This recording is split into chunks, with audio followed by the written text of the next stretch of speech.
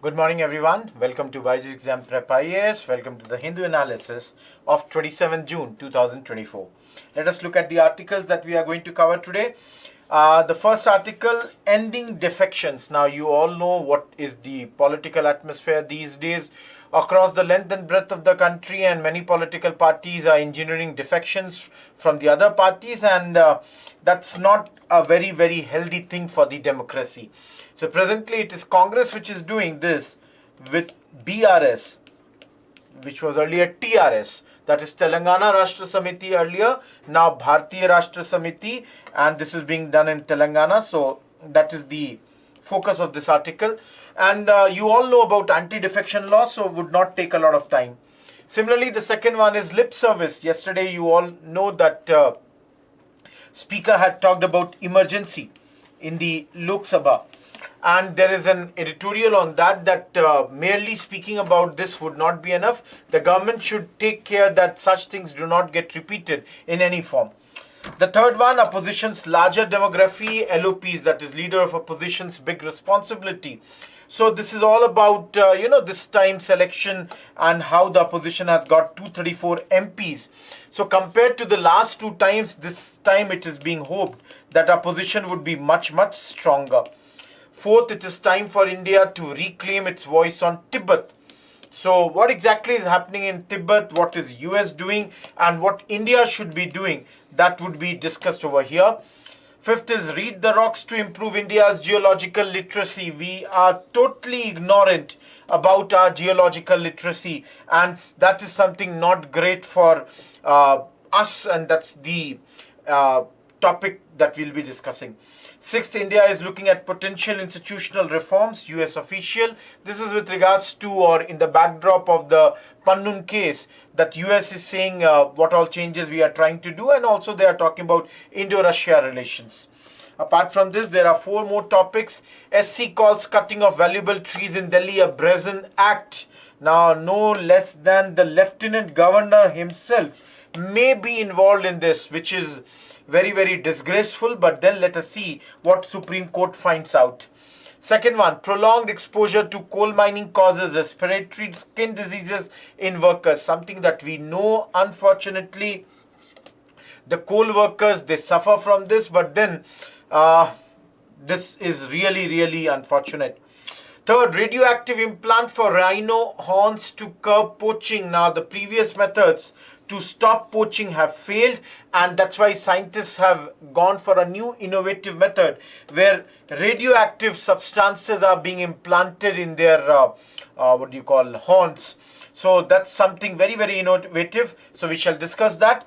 Lastly, South India's first leopard safari inaugurated at Bannerghatta Biological Park in Bengaluru. Trust me, I'm thinking of going to this place very, very soon to see what exactly has started here. Already a lifeline for people of Bengaluru, and with the leopard safari being added to this, something really, really nice to, see as far as Bengaluru is concerned. So let us look at the first article of these 10.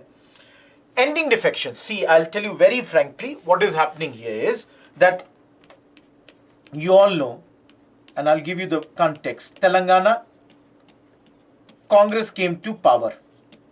Mr. Revanth Reddy became the chief minister. Congress had around 64 MLAs out of 119 total MLAs. Now, after this elections happened, one by one, many legislatures of Bharatiya Rashtra Samiti, Bharat Rashtra Samiti, they have joined Congress. From 39, the number of BRS has now come to 33. So, one MLA had unfortunately died and 5 have defected. Now, see, these defections are nothing new. As far as Telangana is concerned, Mr. K. Chandrasekhar Rao, who was the former chief minister and the leader of BRS, he himself had engineered many such defections. He led these defections to so much that he had 90 MLAs out of 119 in whereas he had initially won only 63 seats, and later he did all these defections and these people joined his party BRS, to such an extent that TDP, Telugu Desam Party, had to dissolve its state unit. Now this is only about Telangana. You can use this as an example. Now let me tell you, such defections like the current one, they violate the 10th schedule of India's 1985 defection law, which was amended in 2003 to provide an exception to disqualifications if the defectors formed 2/3 of a party and merged with another party. So please understand. Anti-defection law. You all have already studied about this, or you must have been knowing it. What does it do? It punishes any MP or MLA if they leave one party and go to the another one.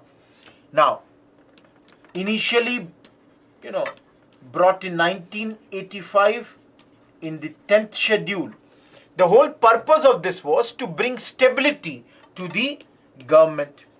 Remember, in 1985, this was the 52nd Amendment Act. Later, this was modified, and in 2003, 91st Amendment Act was brought, and now 2/3, that is, let's say, for example, BRS had 39. So if 26 MLAs, that is 2/3 of the MLAs, they join other party, that is minimum, at least 2/3, must be for a merger of it to be valid. In the case of present, you can see that's not valid. That's not something that is absolutely correct. See, all this is happening because in post-independence, you usually study the phenomena of Aya Ram, Gaya Ram, which had taken place in 1967. In Haryana, how the MLA, had been hopping parties within a 15-day tenure period. So that's something that is happening, and this is very, very unfortunate because, see here, the experience of the past years, both in New Delhi as well as Hyderabad, has made apparent the dangers of parties with brute majorities. So basically, this article is saying that, brute majority where you are silencing the opposition does not help democracy. Remember always, democracy to function, you need a strong opposition. One aspect of this is this. Another aspect is, please remember who decides in these cases. It is the speaker, and I'll change the pen color. Another aspect is it is the speaker of the assembly who decides on members' disqualifications. Now the problem is, in these cases, usually the speakers, they are not time bound. And thus what it does is, these laws become more or less totally meaningless because the speakers may take as much time as possible in order to decide this. Let me, Now, in this case, in this one point is also mentioned that Mr. A. Revant Reddy, who is the present Chief Minister, he himself was accused of attempting defection in the past, particularly in 2015 when he was a TDP member, and he was trying to bribe a member of the House, Mr. Elvis Stephenson, to vote in favor of TDP. So remember again, let us, end this discussion, this article. Always remember, these defections, they are against the spirit of democracy. If you have a strong opposition, then only you can have checks and balances. I'll write here. then only you can have proper checks and balances, which we are hoping would be there in the present Lok Sabha, 18th Lok Sabha, with the opposition being slightly more powerful this time. So that's your first article. Again, please study about anti-defection law if you don't know, and keep one or two instances. There are so many. Trust me, there are so many across the country that you don't have to worry about examples. Pick up anywhere. All the parties are doing this. Everybody is guilty when it comes to defections presently. Moving ahead, let us come to the second article. Again, lip service. That's the editorial, and again it is related to polity. See here. You all study in your post-independence about emergency. Emergency imposed on June 25th, 1975 by the then Prime Minister Indira Gandhi, lasted 21 months till March 21, 1977, is a blot on the history of democratic India. Absolutely, there is no doubt about that. Why? Because it led to suspension of civil liberties. It led to the arbitrariness of, arbitrary government actions. The dissenters were arrested and under detention, they were put under detentions also. So, what happened in emergency, I'm very sure nobody would ever again dare to do that thing again. But then, that always reminds us, that episode always reminds the responsibility of democratic institutions. It is these democratic institutions which can safeguard the freedom as well as rights of citizens. Now, as you know, yesterday this came in reference to a speech that was being given by the newly elected speaker, Mr. Om Birla. Now, this editorial is saying that while Mr. Birla was speaking about this, that's absolutely good. But then he should also remember that last time when he was the speaker in the previous Lok Sabha, Mr. Birla's action was to suspend several opposition MPs. Around 150 MPs were suspended. And the executive's use of draconian laws were used to stifle dissent from civil society. This article is saying that the polity, media, and the resolution is that these words only appear to be lip service and nothing more than that. So this article is saying, if government is truly committed to undo the damages that were done during your emergency and not repeat its, errors, it should not attack the free press, should not use enforcement agencies like ED, CBI, etc. to selectively target the opposition parties. And that's the whole crux here. That's the, article is talking about. So, again, just like anti-defection law, you must have studied about emergency. Do study about that and remember it. Now, one thing definitely, just to make clear, what happened in 1977, it is not similarly 2024. The election verdicts are not similar. 77, it was a total rejection of the Congress party at that point of time. 2024, it's not total rejection. In fact, Mr. Narendra Modi has become the third time Prime Minister. Yes, the numbers have definitely come down. That's your second article. Coming to the third article, Mr. PDT Achari, former Secretary General, Lok Sabha, writes this: opposition's larger demography, LOP's big responsibility. So please understand. He says 2024 elections, historic, because it has given numerically one of the largest opposition in Lok Sabha. They have around 234 MPs, and because Congress has now 99 MP, so unlike the 16th and 17th Lok Sabha, where there was no leader of opposition, this time there would be one. Now, what is the rule regarding this? Again, this is a topic which is a repetitive topic. See here, Mr. Achari says, under direction of the speaker issued in the 1950s, in order to get recognition as a party in the House, it should have a minimum of 10% members in that House. This is direction 121. Later, Parliament enacted the Salary and Allowances of the Leaders of Opposition in Parliament Act 1977, which for the first time defined the term Leader of the Opposition as the leader in that house of the party in opposition to the government having the greatest numerical strength and recognized as such by the Chairman of the Council of the States or the Speaker of the House of the People, as the case may be. So clearly, what does this definition say? That in order to have LOP, Leader of Opposition, there are two conditions. Number one, the party should be numerically the biggest as far as opposition is concerned.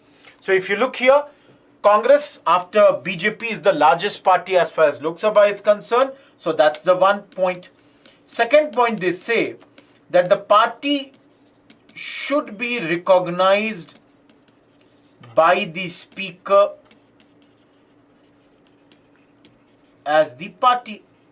We already said, under a direction of the speaker issued in 1950s, in order to get recognition as a party in the House, it should have a minimum 10% member. So second thing is, you should have what? The recognition. So these are the two conditions. Now please understand, in 1950s, it was the speaker who would be, recognizing a party as the party or something like that. But then, after the enactment of the 10th schedule, about which we just now talked, this thing has been rendered totally inconsequential or irrelevant. Because now, under the 10th schedule, every political party, irrespective of the MP that they have, they are considered as a party. Any number that might have. For example, if I take example of yesterday only, Shiromani Akali Dal, Madam Harsimat Badal, she is the lone MP of that party, one member party.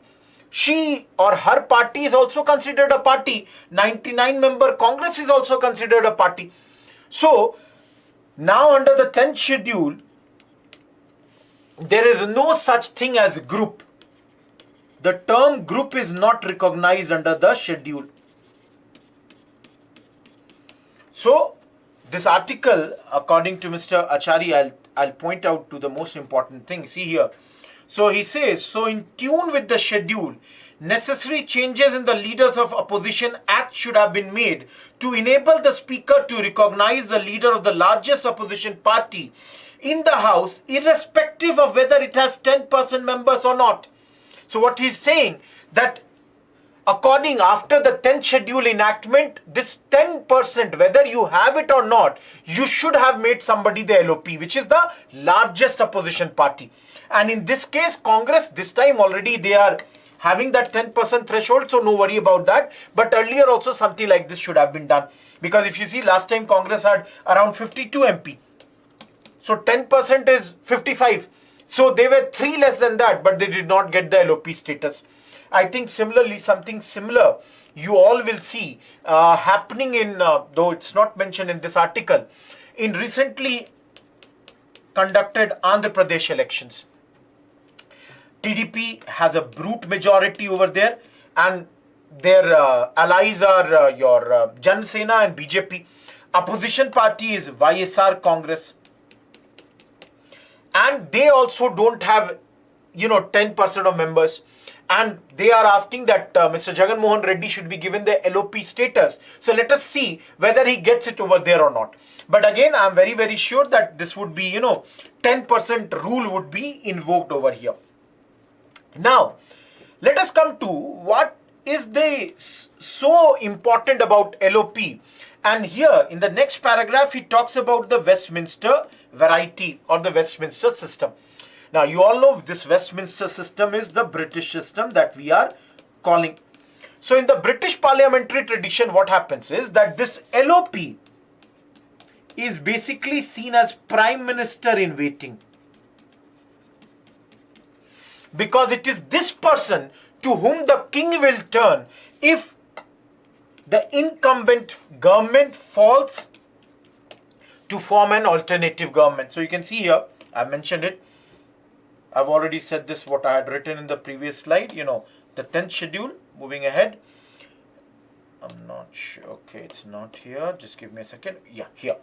In the British parliamentary traditions, he's called the Prime Minister in waiting, as he is the one who the king turns to when the incumbent government falls to form an alternative government. So at the very beginning, what this leader of opposition would do, that he would form a shadow cabinet of his colleagues in his party, which is a very, very interesting feature of this Westminster variety. So now this shadow cabinet, which is formed under the leadership of opposition, who will be called the shadow prime minister. Now in this, what happens is that shadow cabinet would keep on scrutinizing the policy, the actions of the government. They will keep on offering alternative policies. So this all is done over here. Of course, in our country, we do not have this tradition of shadow, prime minister or anything. So it is well accepted parliamentary tradition that the speaker permits the leader of opposition. Let me come to this point once, I'll complete this thing. So remember here that this, though we have adopted the Westminster variety or the system, this shadow cabinet, shadow prime minister does not exist. And since 1977, this LOP has been a statutory provision. Now, why so much of talk about this? Because again, I'm repeating, this time the opposition is slightly more stronger. You have a strong opposition in Lok Sabha this time. Mr. Achari says, in the last 10 years, what we have seen is, since 2014 to 24, the opposition has been very, very weak. But 2024 elections, they have made a big change. With 234 MPs in the opposition benches, both the sides are almost equally divided. One side has around 290 odd, another side has around 230, and there are around 15, 16, which are neither this side nor that side. So that's the thing that is being said. So in this scenario, now the leader of opposition has a very, very important role. And as you all know, in Lok Sabha, Mr. Rahul Gandhi has become the leader of opposition. So leader of opposition should be able to capture mood of the opposition, present his views, in the Sabha. As you all know, if we think about the Westminster variety, he is the Prime Minister in waiting. So he has to keep on informing the government about their failures. This has to be on the basis of truth and with great sense of responsibility. He would have a primacy when it comes to debates in the parliament. And as I said, it is a well accepted parliamentary tradition that the speaker permits the leader of opposition to make interventions on any matter without any notice. He can demand the presence of Prime Minister whenever the House is debating any serious issue. According to the British, traditions, the Prime Minister should directly inform the LOP about any major initiatives. And if you look at the past in India, let me give you some idea. Jawaharlal Nehru, who was our first Prime Minister, he followed these things to strengthen the democracy. It is mentioned about him. He created certain traditions. For example, he would be present in the House during question hour on most of the dates. He would supplement the replies given by ministers whenever he felt that the replies were inadequate. Nehru is said to have pleaded with Speaker to grant more time to the leaders of the opposition so that he could be there, he could be present over there and could listen to them.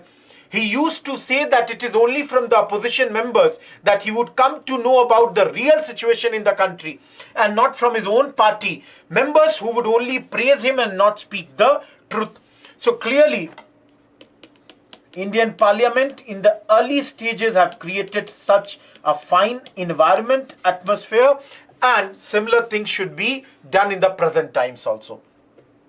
So these were the three topics of polity today. Let us move to the one IR topic. It's time for India to reclaim its voice on Tibet. Now, let me tell you what exactly is. I'll take one extra slide here. Okay.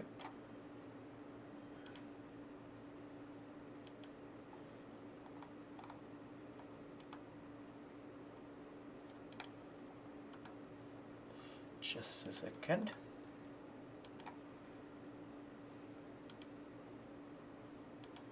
Okay.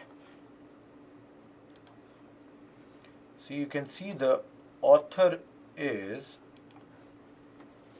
Suhasini Heather, and she is writing on Tibet. So what exactly has happened here is, if you all would have followed the newspapers, in the last week there was a US delegation of the lawmakers who came to Dharamshala.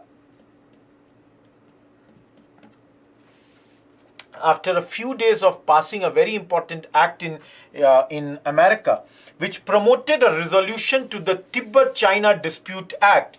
This was passed in both the houses of the Congress. It is now awaiting US President Joe Biden's signature, and this was authored by both Democratic and Republican members. So this delegation had everybody. Now, this delegation was invited by Central Tibetan administration. So they manage the affairs, or all the, I would say, affairs of the Tamil diaspora, Tibetan diaspora, which is in exile. Now you can understand, Indian government would be fully aware about that they are about to come here. And as you all know, our relations with China are not that great right now. But before I get into that, let me tell you this act,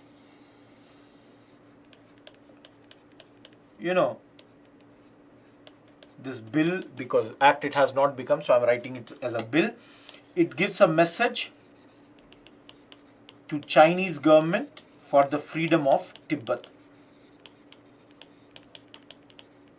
Nancy Pelosi, who was here, she said that future generations will always remember Dalai Lama. They would not know who was Xi Jinping. Now here, see, everything has been till now about what US is doing. Now if you see, clearly the tone was very sharp. US was allowed to do a public rally in India. Later, External Affairs Minister, they hosted them for a dinner. Prime Minister Mr. Narendra Modi, they met them. So, some people are interpreting that this is a very, very strong message of Delhi towards Beijing. Amidst all the tension that we are having after the 2020 Galwan clash. But then, Madam Suhasini Heather is saying that this is not something which shows India's strong message. Now, why this is the thing? She says it is rather a weakness. Why? Number one, she says, to begin with, India has not joined the US in publicly articulating its concerns on the treatment of Tibetans simply because its actions since 1959 of offering Dalai Lama refuge and allowing Tibetan refugees to settle in India speak much louder. We have been much more strongly, talking about this Tibet issue than anyone else. And since 2010, when China has refused to respect India's territorial integrity, remember, they keep on, naming different places in Arunachal Pradesh. Similarly, in Jammu and Kashmir, they are giving stapled visas to the people. India has also stopped using this one China policy, stopped articulating it. We officially do not recognize the Tibetan government, which is in exile. But then this much we are doing. Now here, let me again come back that by letting this US government, talk about this, how it is weakness of ours. Please understand this. Number one, Prime Minister Narendra Modi had invited Tibetan leaders to attend his swearing-in ceremony in 2014, but did not invite them in 2019 or 2024.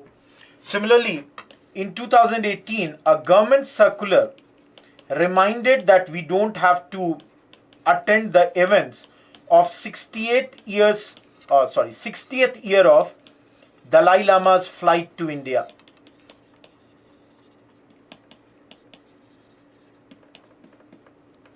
So now, by these, it appears that our, policy on this is becoming a bit weak. Because in the rally also, which was organized recently, it was more US flags than the Indian flags. And Madam Heather is saying the worst thing is that we are, allowing US leaders to aim messages at Beijing from a pulpit of India. And this way, Beijing would respond and India would get cut out of the picture. We are the most important external figure over here, but we are getting cut out from here. Along with the fact that US is giving Karmapa a home, accepting more Tibetan refugees, and China strengthening control over Tibetan Buddhist monasteries. She is saying India must look into its policy with regards to Tibet. We cannot operate like this. So you can see I've already said, even though Prime Minister had invited, Tibetan Sikyong, the elected leader, to his swearing-in ceremony in 14, but did not do it in 19 or 24. India has recognized the Tibet Autonomous Region TAR as a part of territory of the People's Republic of China since 1954. But of late, we are not talking about this one China because they are not respecting our feelings, our territorial integrity. We are also not doing the same. So this is the thing that she is saying. Basically in crux, if I say in one line, it is that India should take a central figure when it comes to Tibet, not allow US to take that position, and specifically not allow them to take that position from our soil. That is the whole crux of this matter, which is being written in this article. Moving ahead to environment topic. Read the rocks to improve India's geological literacy. Mr. C.P. Rajendran, adjunct professor at the National Institute of Advanced Studies, Bengaluru, and the director of the Consortium for Sustainable Development, Connecticut, US. He is writing this article. What is the thing? He says India showcases a diverse morphology. Everybody, those who study geography, look at the country. We have some of the greatest peaks in North India. We have some low-lying coastal plains. Our morphology has evolved over billions of years. There is a variety of minerals, variety of rocks. All of these have their own story to say. So, Mr. Rajendran says, geoheritage sites are educational spaces where people acquire much needed geological literacy, specifically or especially when India's collective regard for this legacy is abysmal. So now, please understand, why is this poor? Why does he say that our record in this is poor? He says that internationally, a lot of progress has been done in this field. But in India, it has not been done. He says a lot of fossil-bearing sites have been totally destroyed in India in the name of development, real estate growth and all that. And he points out, for example, how many of us know Dhala meteoritic impact crater, which is in Shivpuri, Madhya Pradesh. He says this between 1.5 to 2.5 billion year old crater is evidence of a celestial collision when life must have begun. So we have in Shivpuri an impact structure, you can see it's celestial. So it was created by an asteroid impact. Similarly, it talks about the more famous Lonar crater in Buldana district of Maharashtra, which was earlier dated about 50,000 years ago. Recent studies suggest its origin might be 5,76,000 years ago. So those who know Lonar Lake or Lonar crater, already notified as a National Geo-Heritage Monument.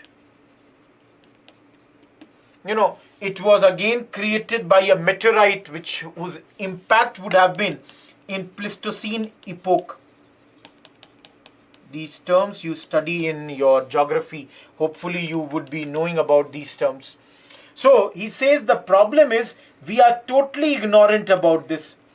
And he says what is the importance of this shared geological heritage of our planet was first recognized in 1991 at a UNESCO-sponsored event, first international symposium on the conservation of our geological heritage. And the delegates had, assembled at a place called Digne in France. So please remember it for prelims. Here there was a declaration that talked about establishment of geoparks at sites which celebrate the unique, these features of our planet. Now, these geo-heritage sites, they are presently in many countries. Geo-heritage sites you have in US, Canada, China, Spain, UK, and in all these places, they have been made as a national park. UNESCO has given guidelines for this. And to give you an idea, I've written what is here. Europe is celebrating its geological heritage across 73 zones. Apart from these countries, it is mentioned in this article, Japan also gives good, learnings when it comes to this. It is mentioned today there are 169 global geoparks across 44 countries. Thailand and Vietnam has also implemented laws to conserve these heritage sites. India is a signatory. Please remember it. India is a signatory. But then we do not have any legislation or policy for this conservation. So please remember this thing. We do not have any such thing for this conservation. Now, this act is there. Please see. The Biological Diversity Act implemented in 2002 has got 18 notified biological reserves in India.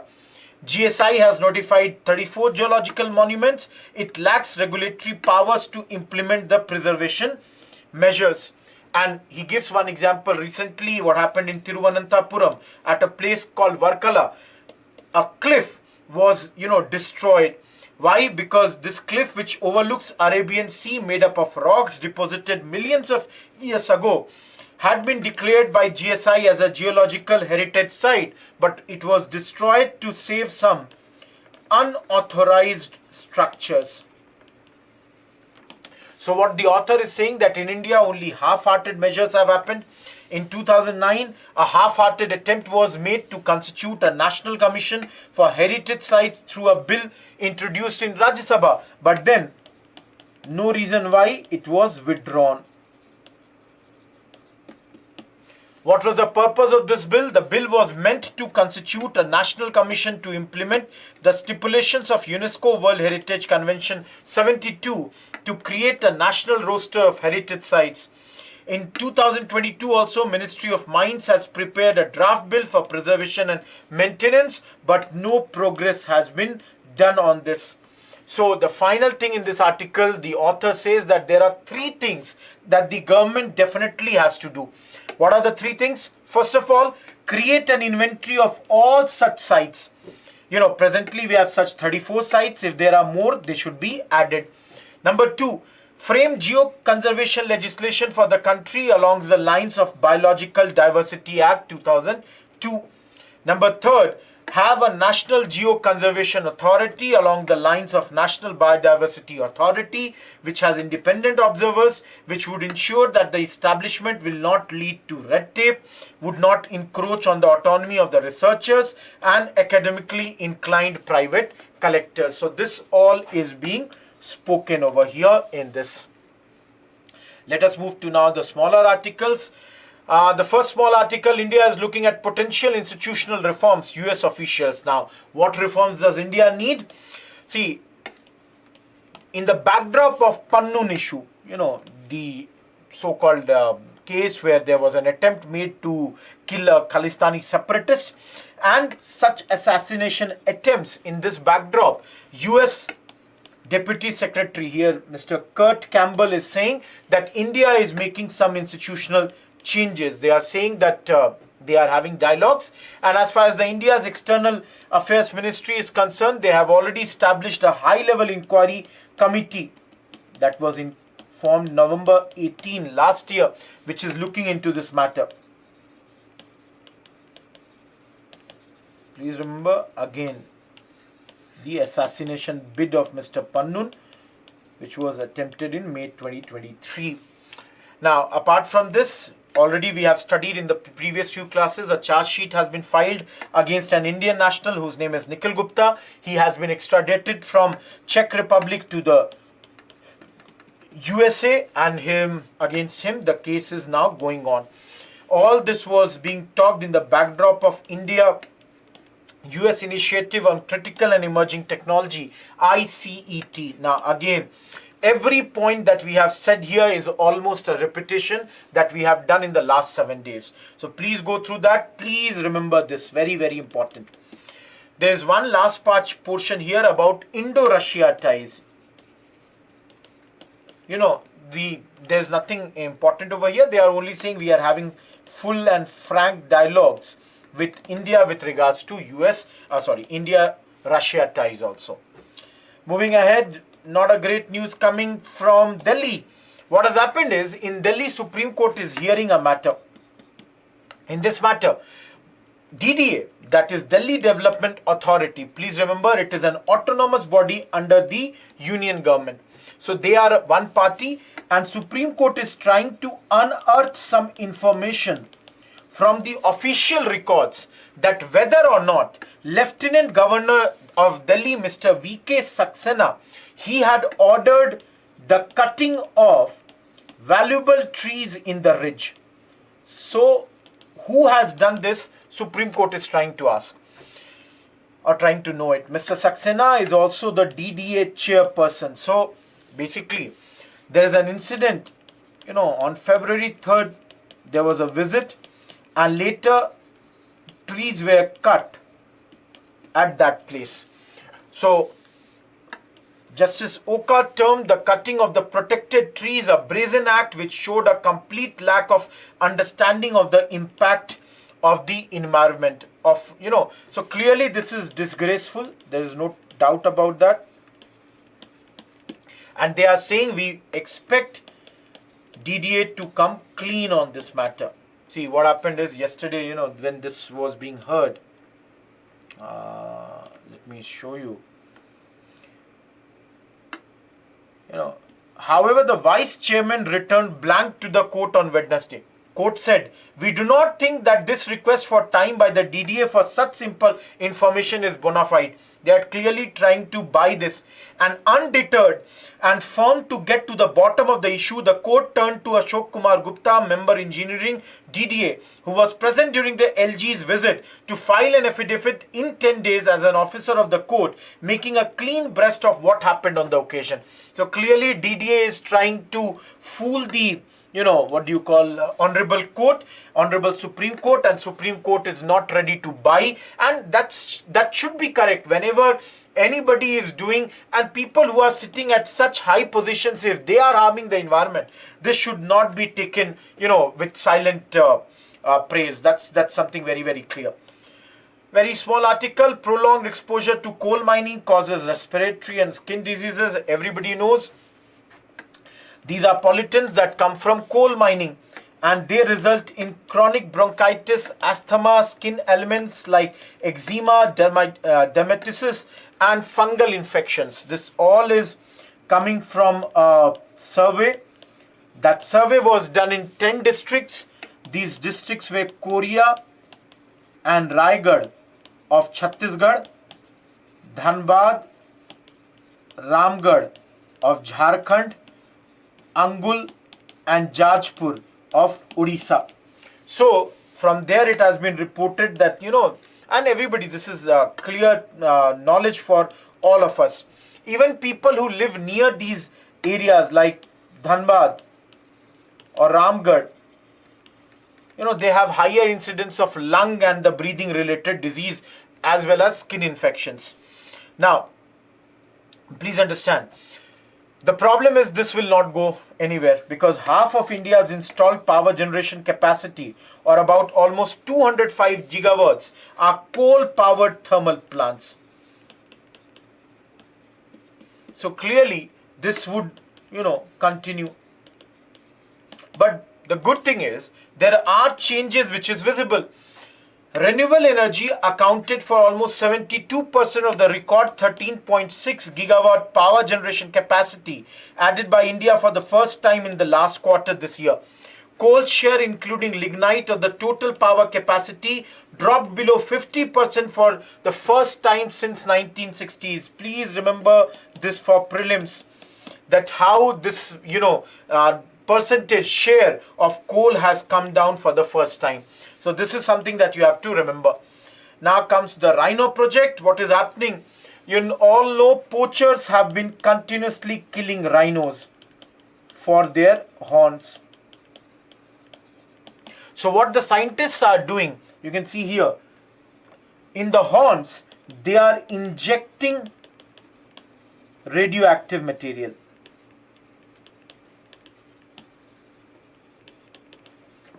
Now, this news is coming from where? South Africa.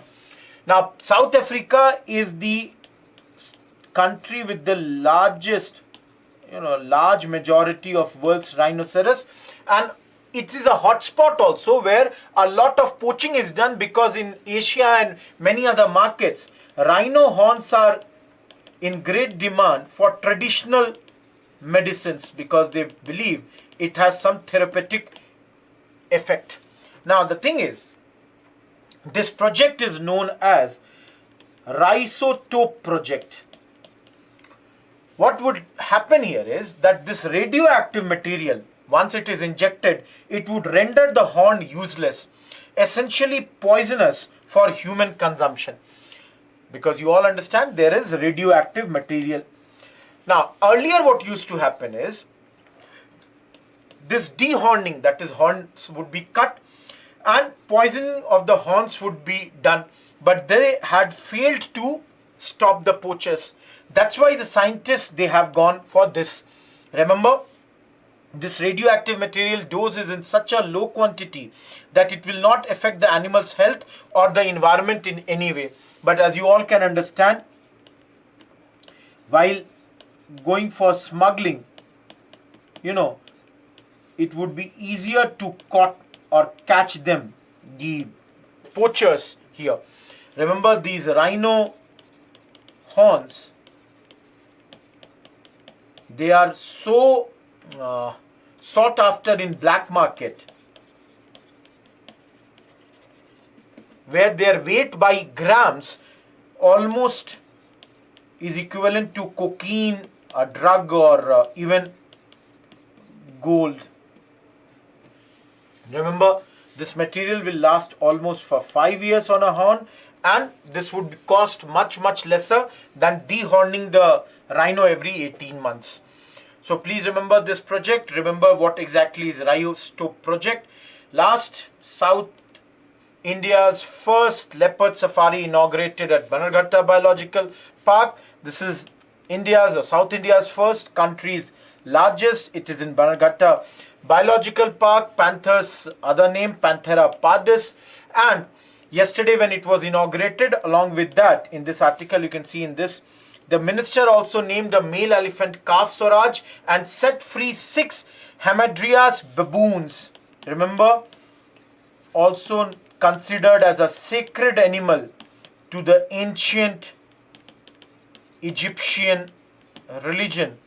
That's why sometimes also known as your sacred baboons. This, Hamadryas baboons are considered. Nothing else is there which is more important in this article, just these 3-4 lines that you have to remember. Let us look at the questions for the day. Question 1, the noble purpose of the anti-defection law is to bring stability to governments. However, it is sometimes said to be against the true spirit of democracy. Discuss. 150 words, 10 marker.